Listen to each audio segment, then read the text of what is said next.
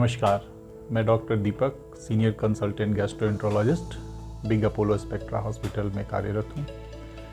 आज मैं आप लोगों से फैटी लीवर के बारे में बात करूँगा। आज के दिन में फैटी लीवर एक बहुत ही कॉमन लीवर प्रॉब्लम है।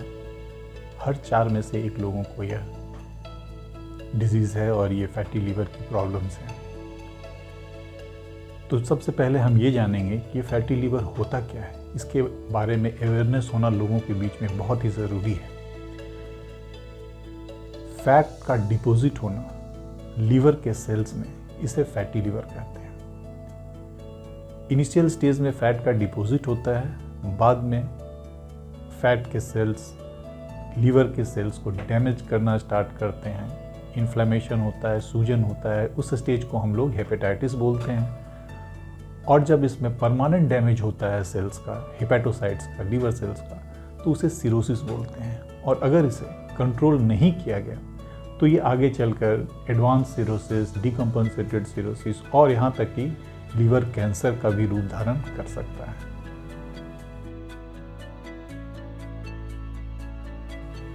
तो अब बात करते हैं हम कि इसके लक्षण क्या हैं। तो बात ये होती है कि फैटी लीवर लोगों को इनिशियल स्टेज में पता नहीं चलता है, क्योंकि इसके शुरुआती दौर में कोई लक्षण होते ही नहीं। कुछ लोगों को पेट में दाहिने साइड में थोड़ा भारीपन, भूख कम लगना, थकावन होना, ये सारे कॉमन सिम्टम्स होते हैं। अक्सर मरीज हमारे पास फैटी लीवर का रिपोर्ट्स लेके आते हैं अल्ट्रासाउंड के बेसिस पे। वो किसी और बीमारी के लिए जाते हैं, पेट में दर्द होता है और अल्ट्रासाउंड होता है तो उसमें फैटी लीवर का डायग्नोसिस होता है। या फिर किसी और वजह से अपना लीवर का टेस्ट कराते हैं तो उसमें लीवर एंजाइम्स SGPT-OT बढ़े होते हैं। फर्दर इवैल्यूएशन पे पता चलता है कि उन्हें फैटी लीवर है। इसके बाद जब लोगों को पता चलता है कि ये फैटी लीवर है तो हमें नेक्स्ट स्टेप में होता है कि अब ये किन कंडीशन से एसोसिएटेड है।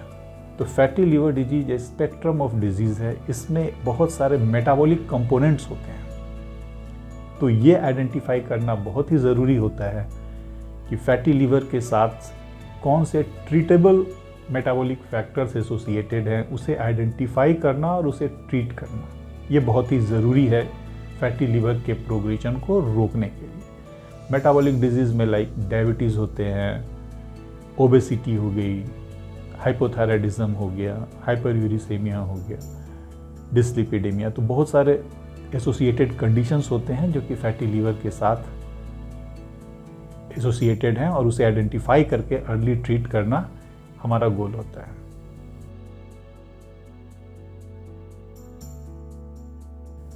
और सबसे महत्वपूर्ण बात जो फैटी लीवर के लिए सबको जानना है कि फैटी लीवर एक लाइफस्टाइल डिजीज़ है।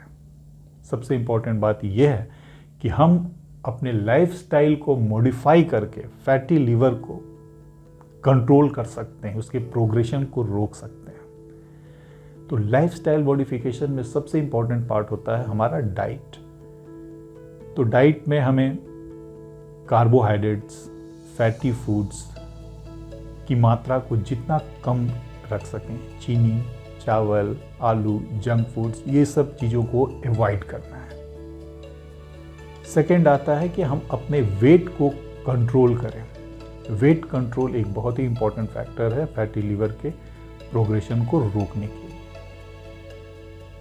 वेट कंट्रोल या वेट रिडक्शन का जो हमारा टारगेट होता है कि जो आपका बेसलाइन वेट है at the time of diagnosis, जब आपकी डायग्नोसिस हो रही है फैटी लीवर की, तो उस वक्त का आपका जो वेट है उसे 10% रिड्यूस करना हमारा टारगेट होता है, जिसमें कि हमारा डाइट और एक्सरसाइज, रेगुलर एक्सरसाइज के थ्रू हम अपने वेट को कंट्रोल करते हैं। एक्सरसाइज के लिए मिनिमम आप 50 मिनट्स का एक ब्रिस्क वॉकिंग भी कर लेते हैं वीक में 5 डेज, तो आपके लिए सफिशिएंट है। तो अच्छा डाइट, एक्सरसाइज, ये दोनों चीज़ों को हमें अपनाना है और इसके थ्रू ही हम लोग अपने फैटी लीवर के प्रोग्रेशन को रोक सकते हैं।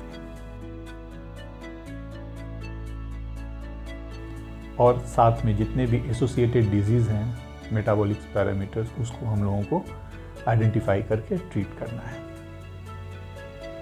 लीवर सेल्स के डैमेज या फिर लीवर के एडवांस स्टेज डैमेज को कैसे फर्दर इवेल्युएट किया जाए, इसमें बहुत सारे टेस्ट होते हैं। यहाँ तक कि बीच में हमें लीवर बायोप्सी और फाइब्रोस्कैन एक नया टेस्ट आया है जो कि नॉन इन्वेजिव टेस्ट है। इससे हम लोग लीवर के डैमेज की भी पता लगाते हैं। तो फाइब्रोस्कैन एक इम्पॉर्टेंट डिवाइस है जिसके थ्रू हम लोग आज के दिन में फैटी लीवर का इनिशियल स्टेज में कितना डैमेज हुआ है उसे भी डिटेक्ट कर देते हैं।